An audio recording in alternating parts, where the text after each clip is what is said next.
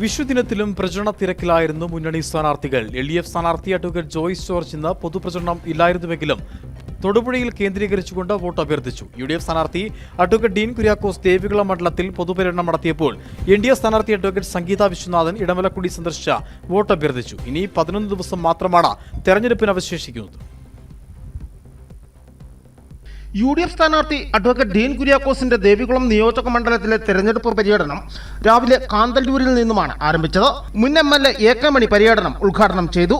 തുടർന്ന് മറയൂർ, മൂന്നാർ മണ്ഡലങ്ങളിലാണ് ഡീൻ പ്രചരണം നടത്തിയത്. രാവിലെ കാന്തല്ലൂർ ടൗൺ, കീഴാന്തല്ലൂർ, ചൂരക്കുളം, കോവിൽക്കടവ്, നാച്ചിവയൽ, മറയൂർ ടൗൺ, പള്ളനാട്, കാപ്പി സ്റ്റോർ, ചെക്ക് പോസ്റ്റ് എന്നിവിടങ്ങളിലാണ് UDF സ്ഥാനാർത്ഥി പ്രചരണം നടത്തിയത്.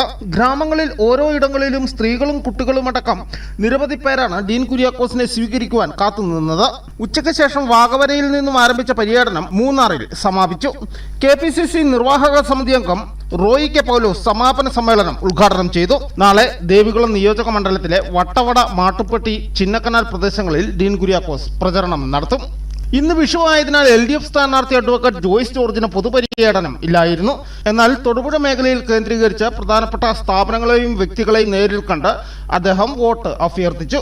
മണിയാറൻകുടി നൂറൽ ഇസ്ലാം മദ്രസ പൂർവ്വ വിദ്യാർത്ഥി സംഗമത്തിൽ പങ്കെടുത്ത് ജോയ്സ് ജോർജ് വോട്ട് അഭ്യർത്ഥിച്ചു. പാർലമെന്റ് അംഗത്തിന്റെ പദവിയും സാധ്യതകളും വളരെ വിപുലമാണെന്നും അത് ഉപയോഗപ്പെടുത്തി ജില്ലയിലെ പ്രശ്നങ്ങൾക്ക് പരിഹാരം കാണാൻ കഴിയുമെന്നും LDF സ്ഥാനാർത്ഥി അഡ്വക്കേറ്റ് ജോയ്സ് ജോർജ് പറഞ്ഞു.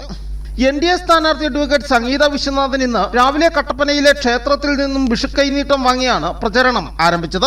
തുടർന്ന് ഇടമലക്കുടിയിലെത്തി സ്ഥാനാർത്ഥി വോട്ട് അഭ്യർത്ഥിച്ചു.